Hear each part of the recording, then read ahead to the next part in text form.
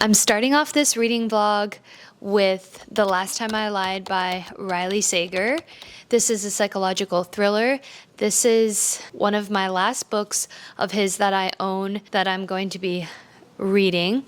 I have about 4 books in my collection of his I found at the thrift store, and this is the last one. I know he has more books, but I'm excited to read this one because I always usually enjoy his books. I'll read the back. It's about 2 truths and a lie. Vivian, Natalie, Allison, and Emma played it all the time at Camp Nightingale, but the games ended the night Emma sleepily watched the others sneak out of the cabin into the darkness. The last she or anyone saw of them was Vivian closing the cabin door, hushing Emma with a finger pressed to her lips. Now a rising star in the New York art scene, Emma turns her past into paintings, massive canvases filled with dark, gnarled branches that cover ghostly shapes in white dresses. When the paintings catch the attention of the wealthy owner of Camp Nightingale, Francesca implores Emma to return to the newly reopened camp as an art instructor. Wouldn't she like to put the past to rest? Familiar faces in the same dark lake haunt Nightingale, where Emma is even assigned to the same cabin she slept in 15 years ago, but not everything is the same. The only security camera is pointed directly at Emma's door, and long-hidden cryptic clues that Vivian left behind begin to surface. Soon, Emma finds herself sorting through lies from the past while facing mysterious threats in the present, and the closer she gets to the truth about Camp Nightingale, the more she realizes that closure could come at a deadly price. Sounds really good. I'm on chapter 3 so far. We're building Emma's character. She had an art show, and like the back describes, Francesca inquires about Emma's art and wanting her to come back to the camp. And where I'm at in chapter 3, she's sort of debating whether or not to go back, and it seems like she's leaning towards going. Obviously she does go back because she's going to explore the past, but that's where I'm at so far, chapter 3. And I usually enjoy his books because they're good page turners, the chapters are fast, and they're really intriguing, and you want to see what happens next, so you'll work your way through the book quickly. We'll see how this book pairs up to the rest. My favorite book of his is The Only One Left. That's my favorite book of his so far, so we'll see.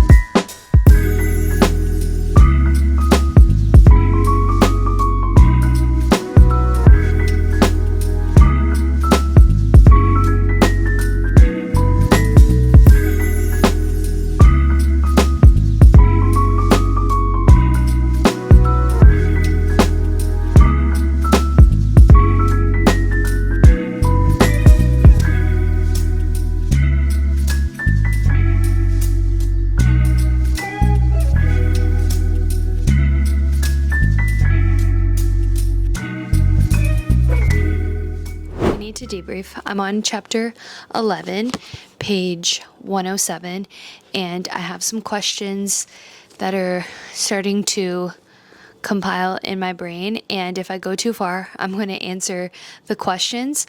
So I want to have a little debrief with you guys. So far the book is heading in a good direction. I'm really enjoying it, and that's really nice. I've been making notes on my phone while I read at night about some of the things that have popped into my mind.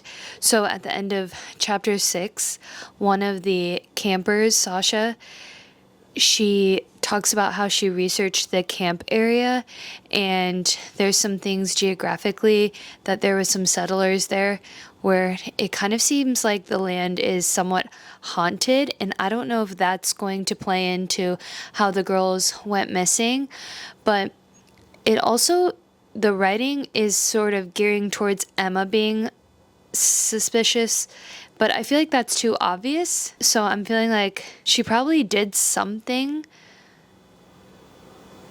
I don't think she's the cause of why the girls are missing or how they went missing. Okay, I also think Franny is suspicious. She runs the camp. She's the one that offered Emma to come back and somewhat relive this traumatic experience, but Emma also wants to uncover the truth. But I feel like Franny's kind of suspect, but I'm not sure. Also, there is a love interest, which I think is a fun dynamic, so we'll see how that kind of plays out. It's not in the forefront of the story, but it's still kind of there. And then Vivian, one of the girls that has gone missing, or who knows what really has happened yet, we haven't gotten there, but Vivian, when they flash back to when Emma was in camp, it feels like Emma was slightly a bully. She was older than Emma and kind of the it girl and a little bit bossy towards Emma. And some of the energy feels like that rubbed Emma the wrong way.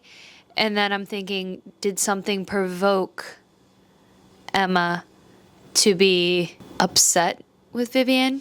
And that transpired into something? I don't know. The new campers are playing the game Two Truths and a Lie, and that brought up something suspicious that Emma said, and I was feeling like, that's really weird, but it can't be that obvious.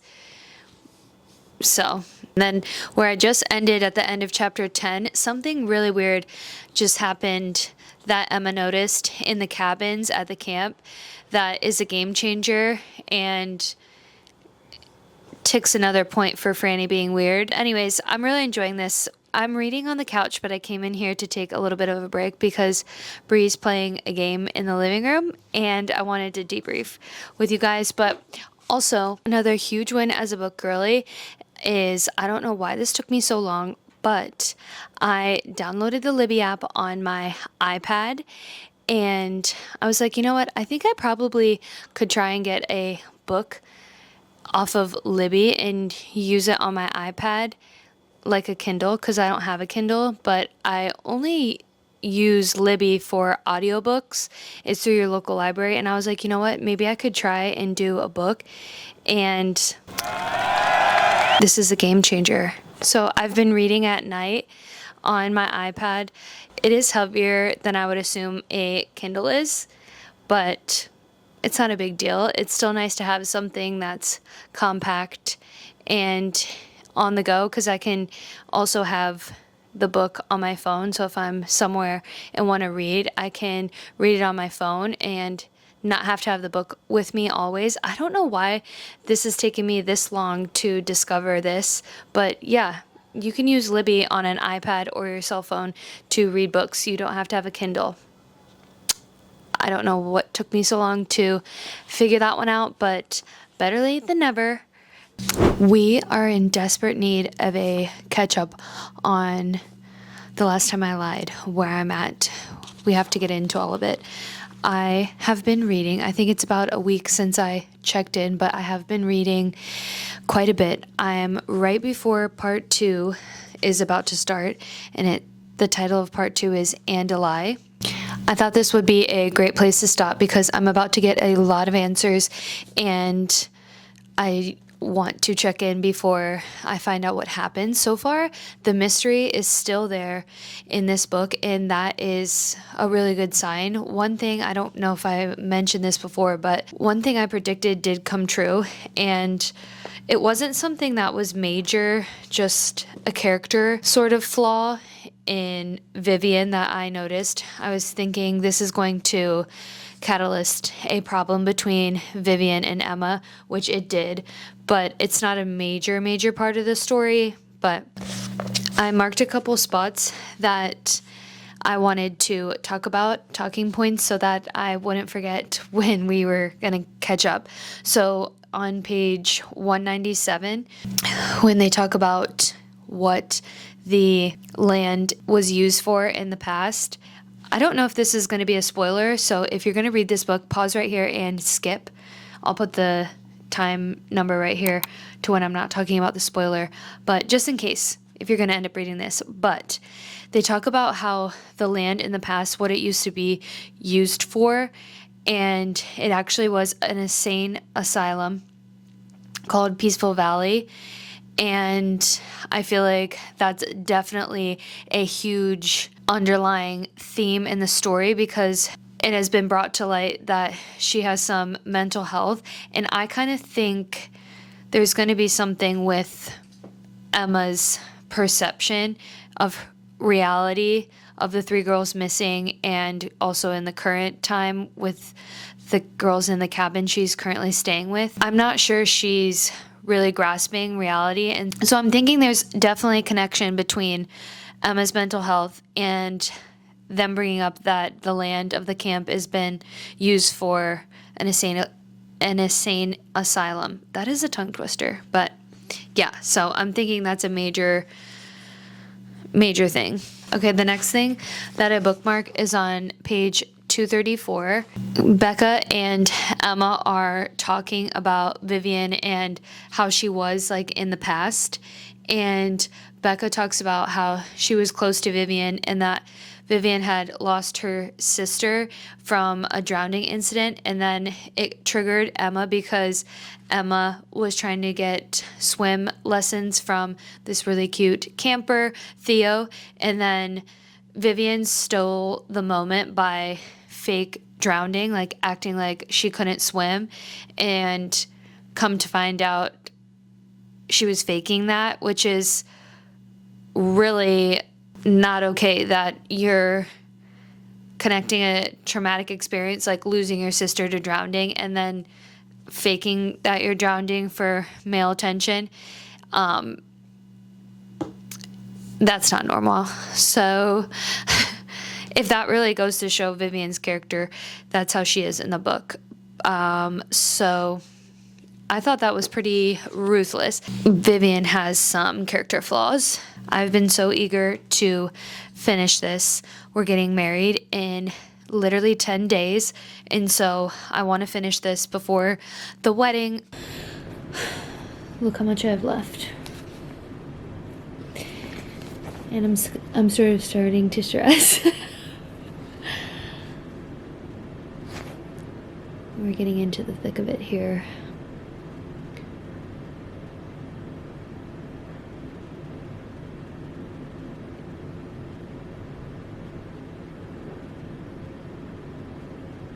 Here's what I feel. The ending did surprise me, but it also felt a little bit lackluster, shall I say. So after the last chapter, it literally is titled, "This is how it ends."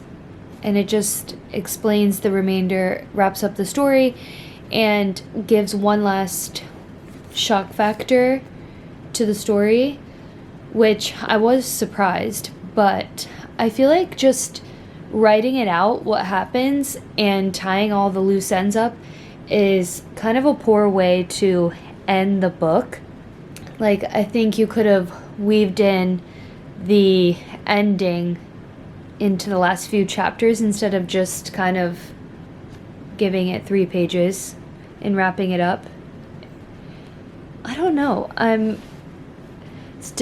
I just obviously finished this, so I'm not sure what I'm feeling about rating it, but I'm kind of feeling like 3.54 stars. Ugh. But I'm excited to add this to the library and start a new book.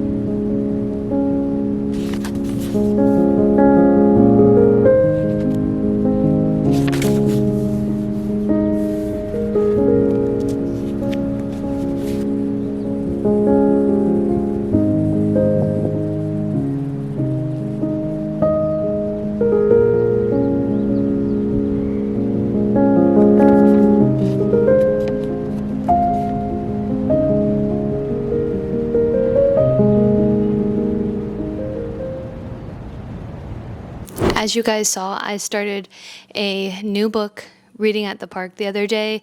This is The Creative Act by Rick Rubin. I picked this up when I was in San Francisco with my fiance for our anniversary trip, and we found it at a bookstore called Dog-Eared, which is a really cute name. But yeah, I figured we could both enjoy this, and so I'm about 200 pages in. If you don't know, Rick Rubin is a music producer. He's the co-founder of Def Jam Records and also the founder of American Records. And he was also the co-president of Columbia Records. He's worked with a ton of artists. This book explores creativity as a way of life, and the focus not being on the final product, but really the journey of being an artist. And my feedback so far is initially it was hard to get into, especially after doing the 12-week Artist Way by Julia Cameron.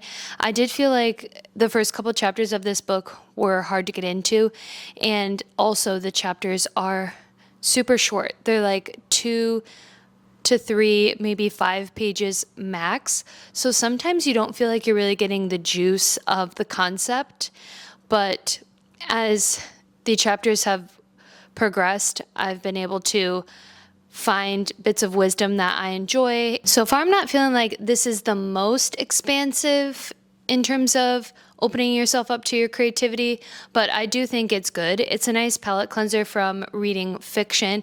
I like to alternate quite frequently between fiction and nonfiction. I feel like it helps me feel balanced in terms of digesting literature and wisdom, things like that. And so this is a nice palate cleanser from the thriller, but I'm feeling neutral. I'm not feeling wowed, but I'm not disappointed. So we'll see how it progresses, but it's a pretty quick read, like I was saying, since the chapters are so short. So that's why I've made it halfway pretty quickly. We are way overdue for a catch up on books. I'm so excited to sit and chit chat with you guys. A lot has happened. You probably can't tell, obviously, from the vlog, but I got married, I went on my honeymoon, and so a lot of things have happened since I read The Creative Act by Rick Rubin. I honestly don't even remember if I gave my review on it, so you should definitely follow me on Goodreads because that's in real time what I'm thinking and feeling. So you should follow me there if you want to keep up with me reading in real time. But I unfortunately gave that book a 2 out of 5 stars. I actually was so disappointed reading that book. One thing I did love is that it was quick to read, but overall I was way more disappointed than I was pleased that it was a quick read. Each chapter / like concept was about 3 to 5 pages ish. Some were a little bit longer, but not very long at all. And they didn't feel like anything very groundbreaking, especially coming off of the tail end of doing The Artist Way by Julia Cameron, where I felt like that was so transformative in being a creative and following a creative path. I felt like that was monumental to me in my life. But reading that just felt so diluted, and a lot of things that have just been repeated in a lot of self-help, creative books. So I didn't feel like I took very much from it, but that's okay. It was still enjoyable to read. I still have it in my collection. It's a nice memory to have because we bought that book, I think I mentioned, in San Francisco on our anniversary trip. So I still enjoy having it to look at. And I did highlight some things. So there was some key things I did enjoy, like some quotes and stuff. But overall, I was really let down because I had seen so many creative people recommend that book, and then to read it myself, I was like, wow, this is kind of a doozy. But that's okay. Not every book is going to be 5 stars, and that's the journey of reading that makes it fun, is because you just develop your own palette. After reading that, since it was a nonfiction book, I wanted to get back into fiction, and I really, really wanted to have something that I was really craving. You know, when you look at, this is my TBR stack right here actually, and you know when you're looking at your TBR stack and you're like innately drawn to a book, that is what I was going for. What am I actually drawn towards that I really, really want to read? I want to go for that. I want to read that book instead of feeling like, oh, I should read the latest book I've picked up. I want to go for what I'm feeling enticed to read. And I picked up Kristin Hannah, Night Road. I cannot believe I found this at Goodwill for $1.99. My jaw was literally on the ground when I saw this because my friend had recommended this book to me a long time ago, and it's been on my TBR list ever since. It's always rented out on Libby in the library. I usually try not to buy books full price at Barnes & Noble or anything like that. Sometimes I do, but most of the time I try to thrift books, and when I found this at Goodwill, I was like, the stars are aligning and this is my moment. And this is my first Kristin Hannah book. So I took this actually with me on our honeymoon. We went to Big Sur. I'll link the vlog to our wedding and our honeymoon if you're interested. I think I read like 89 pages while we were away, and I immediately was hooked. When you know you like a book, you just know immediately. I feel like a lot of times if it's a slow burn, sometimes it can end up being good, but it never really reaches a 5-star. If it's been a slow burn, it ends up probably being like a 3 or 4-star book. But if it immediately hits, I know it's going to be a 5-star. So I could rate this right now and know it's a 5-star, but I'm going to hold off on rating it till the very end. But I've made it 190 pages and I haven't even updated you guys. It's criminal, because this is tearing me to shreds emotionally.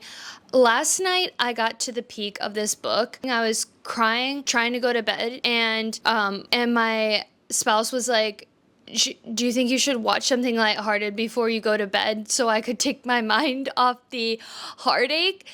And I ended up getting myself to snap out of the vortex of sadness that I was in, but this book is already hitting so hard. I should rewind and kind of give you a summary about what this is about. It's about 2 twins, Zach and Mia.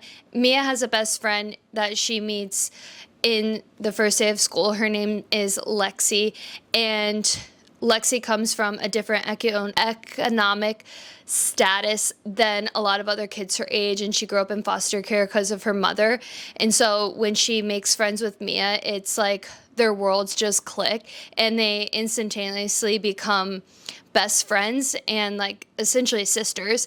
She also met this guy the first day of high school, and his name is Zach. Remember, Mia and Zach are twins. She doesn't know that initially, but it's kind of love at first sight. And then she goes over to Mia's house, and then you can gather she finds out that Zach is Mia's brother. And so the 3 of them are super close, but it gets a little messy because obviously best friend and also brother and being in love is just a lot emotionally, especially in high school, and they're navigating getting ready for college. And so I find it to be extremely relatable in terms of where you are in your life at that age in high school, like trying to find yourself, your group of friends. Like you start to experiment with going to parties and falling in love, especially like your first love. And so a lot of the themes that are brought up are just really relatable. And as a reader, I feel like it's so easy to connect to the 3 characters. Even the mom is relatable. Now that I'm in my 30s, I feel like I can kind of see the perspective of my parents through Jude. She's kind of like a worry wart.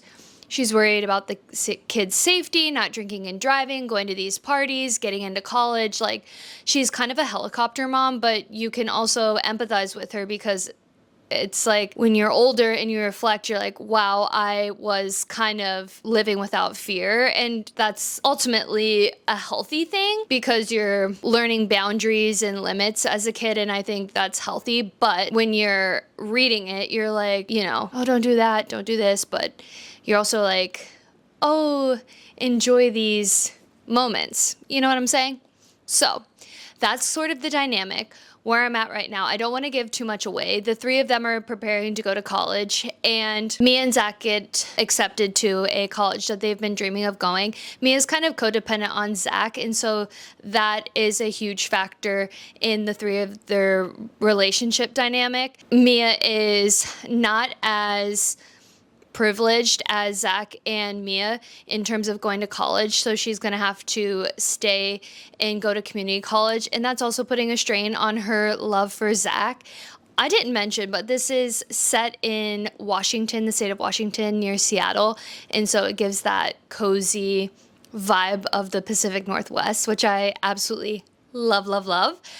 And so they're going out to this party. The kids are arguing with their mom about college. Zach is kind of feeling like he wants to go towards his heart and be with Lexi. But it's also hard because, it would feel like to Mia him choosing Lexi over Mia. So it's a lot on the balancing scale for these young adults. And anyways, they're getting into it with their mom because she has blinders, like it's college, college, college, stay focused. And the kids are living with their heart, as they should. Anyways, so they get into this fight, they go to this party, and they're drinking, confessing their feelings, your typical high school senior moment. And I reached a peak moment last night, and it hit so hard. I was emotional, devastated, and it really makes you think about the people that you love in your life when it comes to grief. And it was making me spiral about all the people that I love so much in my life. And I just want endless amount of time with the people that I love and care about. But this book reminds you that life is short, and that is the reality, that we all do grieve at some point. And it just was hard, not only as understanding it in the fictional sense of empathizing with the characters in grief, but also on the real human reality of understanding that this grief is real. And so I'm not going to give it away because I don't want to spoil anything, but I'm interested to see how the second half of this book is going to play out. And I cannot wait to read more of Kristin Hannah. I know that this is going to be an author that I really enjoy. Should I give you a book haul? I know this vlog is a reading vlog, but should I give you a book haul? I have picked up quite a bit of books lately, and my TBR stack has gotten pretty big. I've put myself on a no book buying until I can at least get halfway through my TBR stack. But should we do a little book haul? I think why not? Since this is a reading video, I might as well share with you some books I've picked up. While I was at Goodwill when I found this book, I did find a couple other books. Okay, first off my stack is Book Lovers by Emily Henry. I didn't get this at the thrift store. I actually bought this when we were in Oregon for our wedding, and it was on sale. It was half off, so it was only $10, and I wanted a little memorabilia from, I think it's called Pal's Bookstore. It's a infamous bookstore in Oregon, and so I wanted a little memorabilia, and I have never read this book by Emily Henry. I've read Happy Place and, what's the other one? I think it's Funny Story.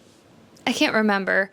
But I've read two of her books. They don't wow me. Her writing doesn't wow me, but they are good. And I wanted to pick this up as a little souvenir / book I want to read. So I got Book Lovers by Emily Henry. Next off my list, I found this at the thrift store.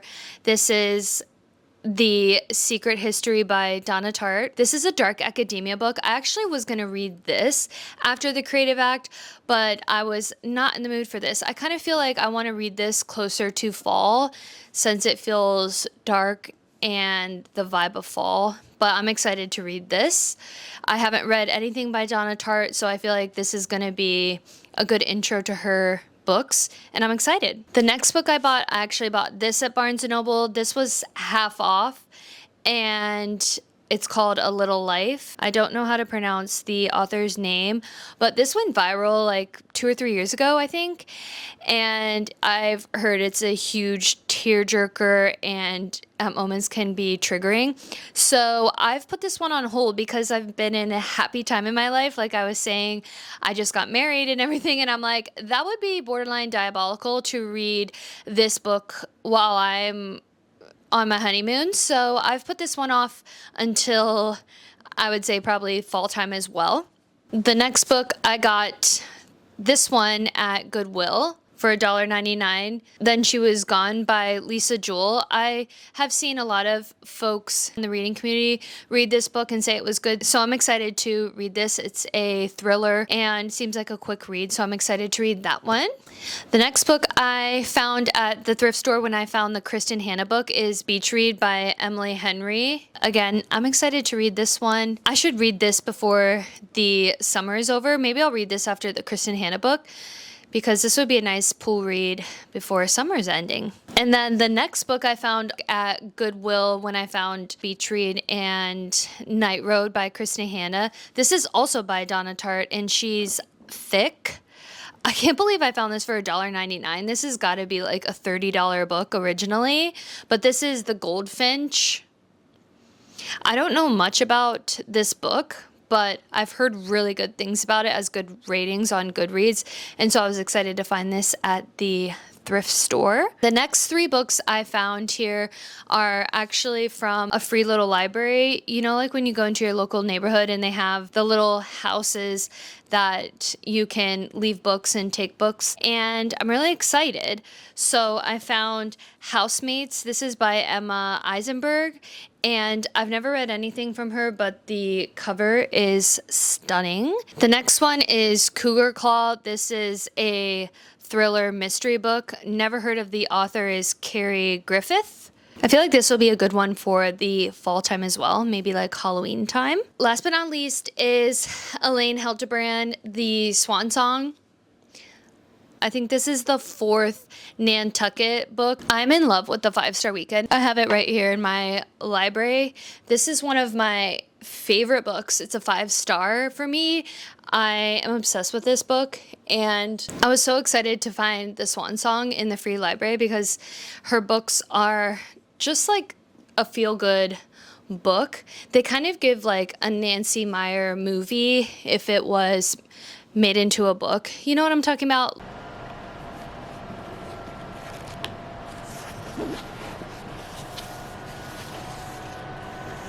Page 226, if you've read this. What?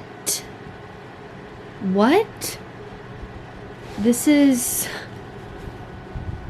crazy.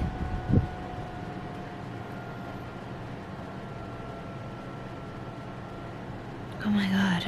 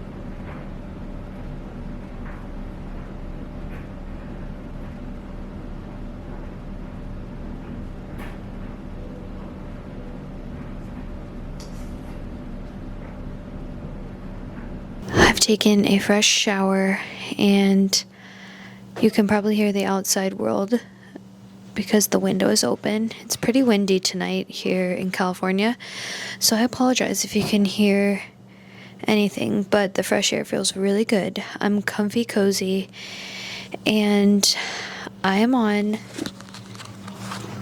page 327, so we have some catching up to do because I'm about to finish this book, which is so bittersweet because I've loved reading this book. Every single page, every second, I've loved reading this book. But here are my thoughts so far. Scott is a godsend. What a sweet man.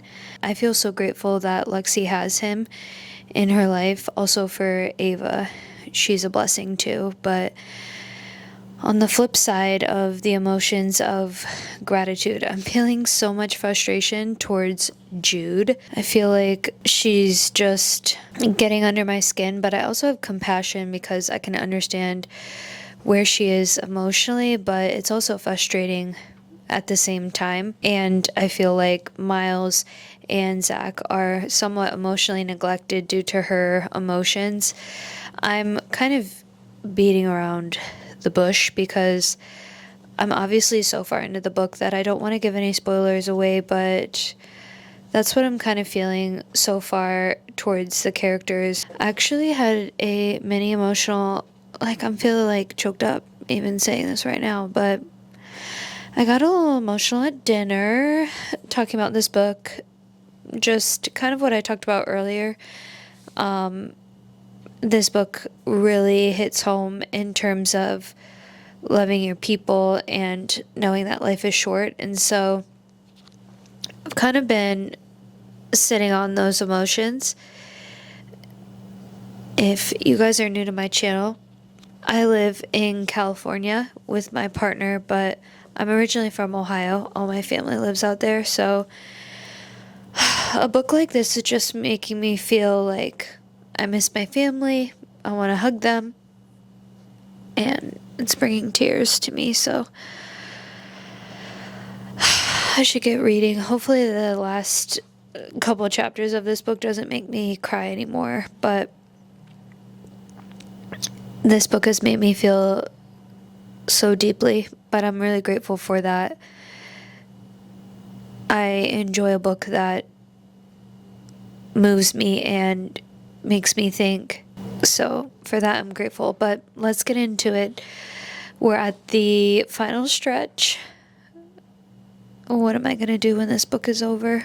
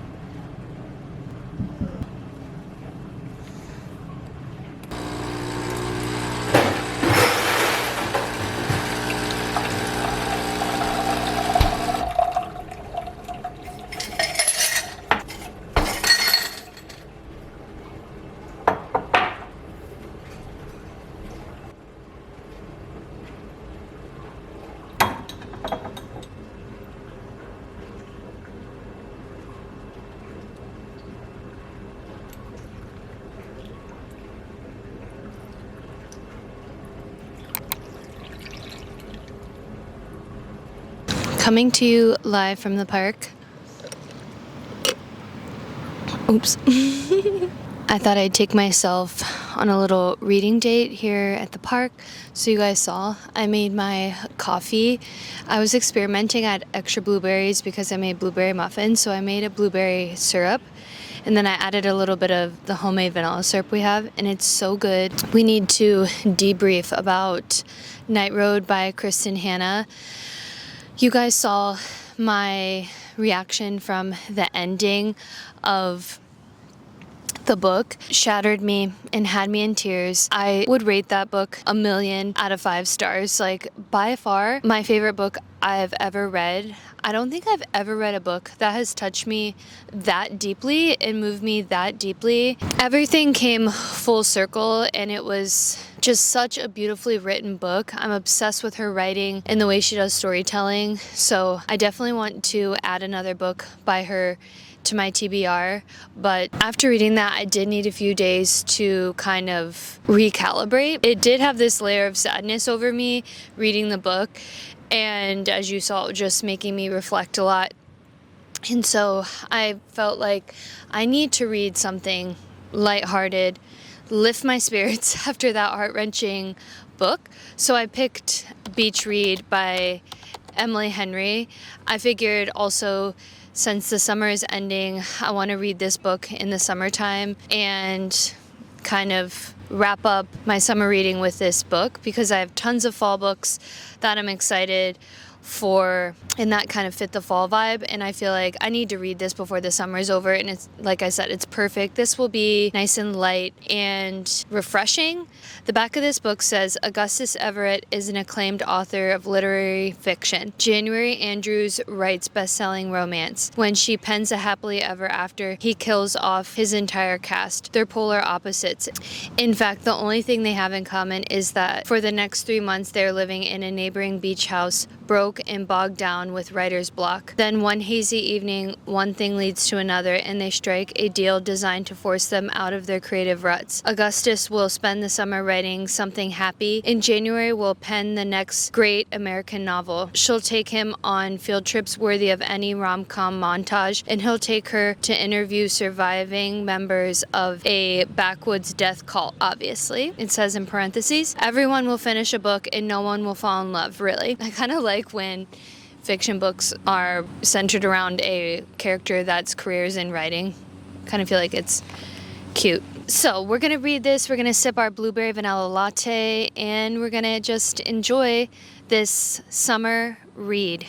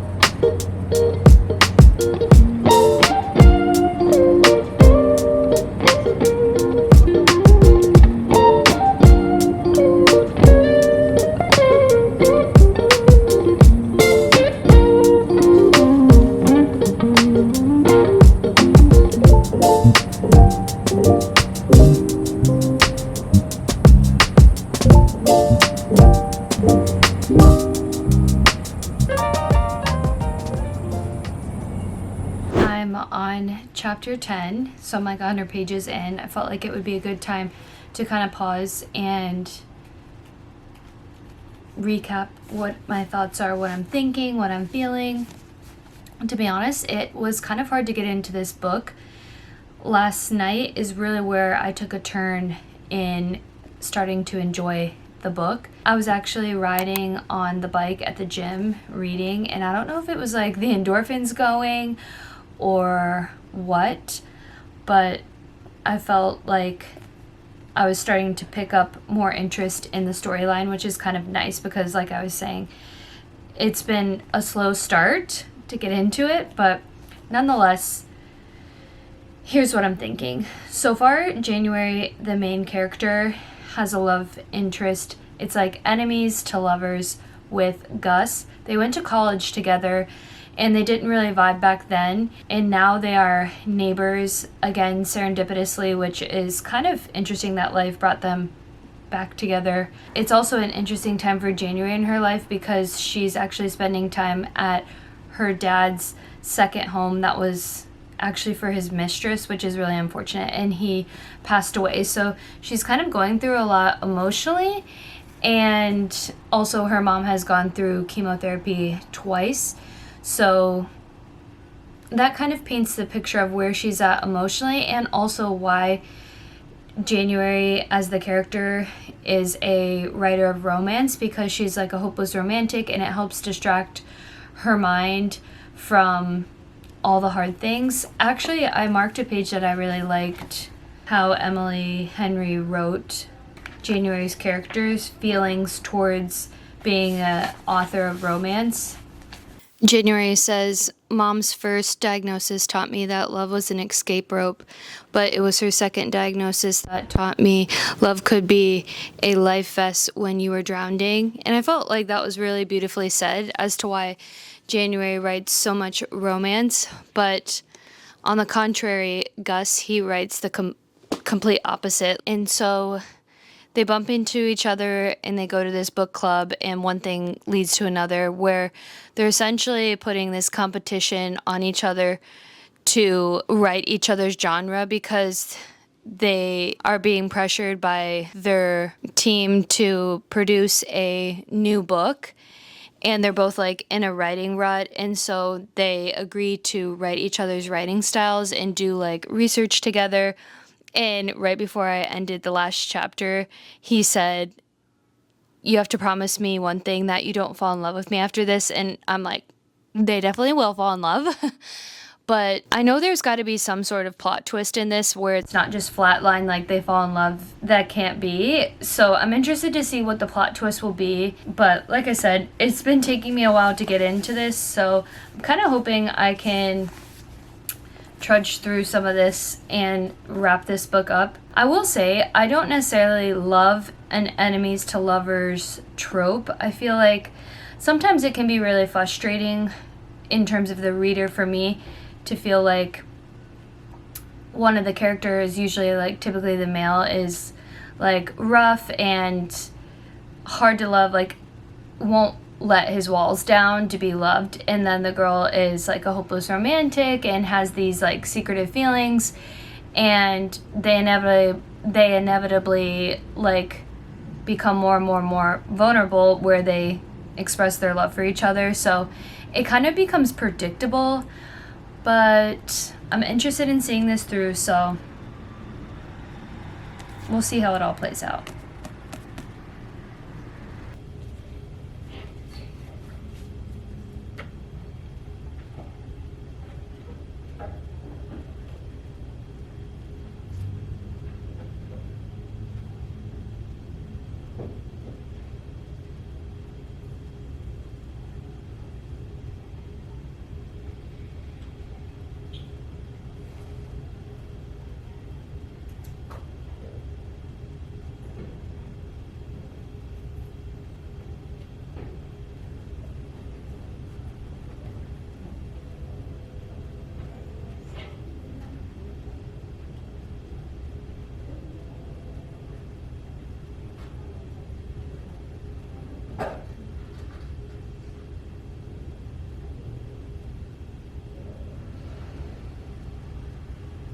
I finally finished Beach Read by Emily Henry, and here are some of my thoughts.